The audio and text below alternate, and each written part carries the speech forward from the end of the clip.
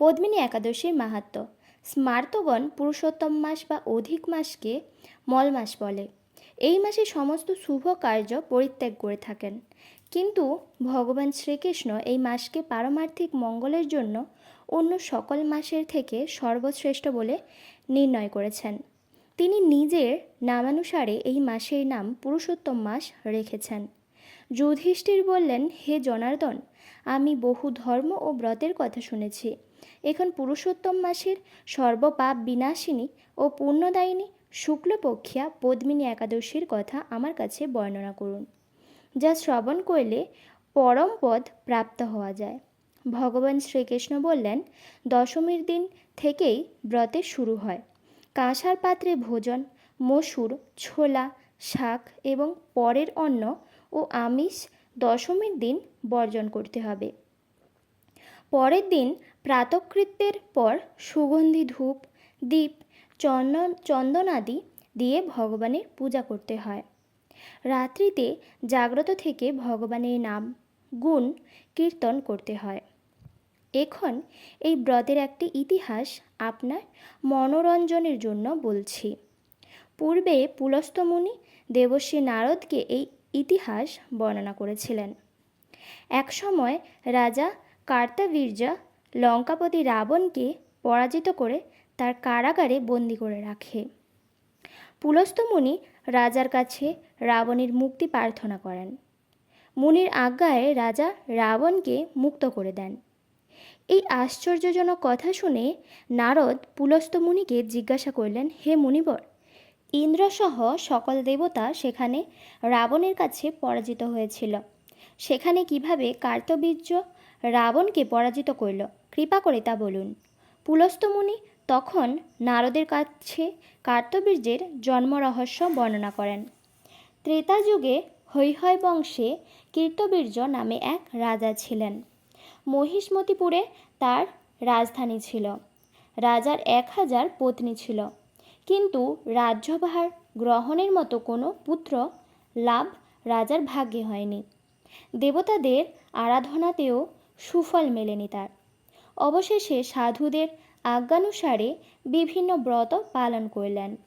তথাপি রাজা ছিলেন অপুত্রক। মন্ত্রীর ওপর রাজ্যভার অর্পণ করে তপস্যায় যাবেন বলে স্থির করলেন রাজা কীর্তবীর্য। রানী মহারাজ হরিশ্চন্দ্রের কন্যা পদ্মিনী ছিলেন অত্যন্ত পতিব্রতা। স্বামীর সঙ্গে তিনিও তপস্যার জন্য মন্দার পর্বতে গমন করলেন। সেখানে তারা 10,000 বছর ধরে কঠোর তপস্যা করলেন, কিন্তু তবুও কীর্তবীর্য পুত্রসুখে বঞ্চিত রইলেন। রানী পদ্মিনী মহাসাধ্বী অনুসূয়াকে জিজ্ঞাসা করলেন, হে সাধ্বী, পুত্রলাভের জন্য আমার স্বামী 10,000 বছর তপস্যা করলেও বিফল হয়েছে। এখন যে ব্রত পালনে ভগবান প্রসন্ন হন এবং অতি শ্রেষ্ঠ পুত্র লাভ হয়, এমন কোনো উপায় বিধান করুন। পদ্মিনীর প্রার্থনায় অনুসূয়া প্রসন্ন হয়ে বললেন, 32 মাস অন্তরে এক অধিক মাস বা পুরুষোত্তম মাস আসে। এই মাসে পদ্মিনী ও পরমা 2 একাদশী। এই ব্রত পালন করলে পুত্রদাতা ভগবান শীঘ্রই প্রসন্ন হবেন। অনুসূয়ার নির্দেশে পদ্মিনী পরম শ্রদ্ধায় এই একাদশীর ব্রত পালন করলেন। সেই ব্রতে সন্তুষ্ট হয়ে স্বয়ং ভগবান গরুর বাহনে আরোহণ করে পদ্মিনীর সম্মুখে উপস্থিত হলেন। ভগবান বললেন, হে ভদ্রে, আমি প্রসন্ন হয়েছি। পুরুষোত্তম মাসের সমান কোনো মাস আমার প্রিয় নয়। এই মাসের একাদশী আমার পরম প্রিয়। তুমি সেই ব্রত যথাযথ পালন করেছ, তাই আমি তোমার ইচ্ছানুরূপ বর প্রদান করব। ভগবানের স্তব করে রানী বললেন, হে ভগবান, আমার স্বামীকে আপনি বর দান করুন। ভগবান তখন রাজার কাছে এসে বললেন, এ রাজেন্দ্র, আপনার অভিলাষিত বর প্রার্থনা করুন। মহানন্দে রাজা বললেন, হে জগৎপতি মধুসূদন, দেবতা, মানুষ, নাগ, দৈত্য, রাক্ষস আদি কেউ তাকে পরাজিত করতে পারবে না, এমন পুত্র আমি প্রার্থনা করি। রাজার প্রার্থনা অনুসারে বরদান করে ভগবান অন্তর্হিত হলেন। রাজা পত্নীসহ নগরে ফিরে এলেন। যথাসময়ে রানী পদ্মিনীর গর্ভে মহাবলশালী এক পুত্রের জন্ম হয়। মহারাজ কীর্তবীর্য পুত্রের নাম রাখেন কার্তবীর্য। ত্রিলোকে তার সমান কোনো বীর ছিল না, তাই দশানন রাবণ যুদ্ধে তার কাছে পরাজিত হন।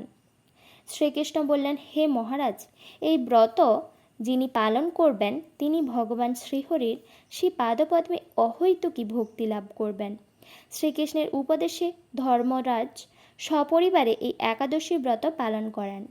যিনি এই ব্রত মাহাত্ম্য পাঠ ও শ্রবণ করেন তিনি বহু পুণ্য লাভ করেন। হরে কৃষ্ণ।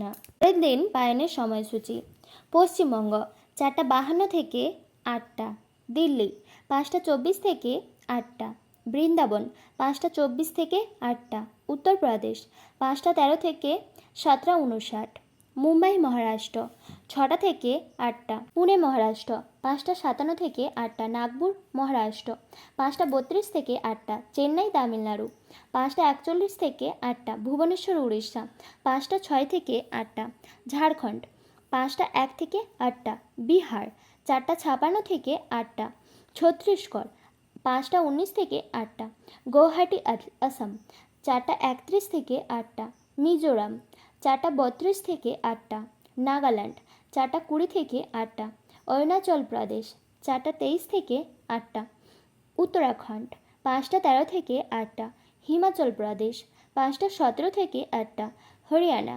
5:26 থেকে 8টা, পাঞ্জাব 5:26 থেকে 8টা, গুজরাট 5:57 থেকে 8টা, মধ্যপ্রদেশ 5:29 থেকে 8টা, হায়দ্রাবাদ তেলেঙ্গানা 5:41 থেকে 8টা, পাকিস্তান 5টা থেকে 7:29, মালয়েশিয়া 7:01 থেকে 10:29,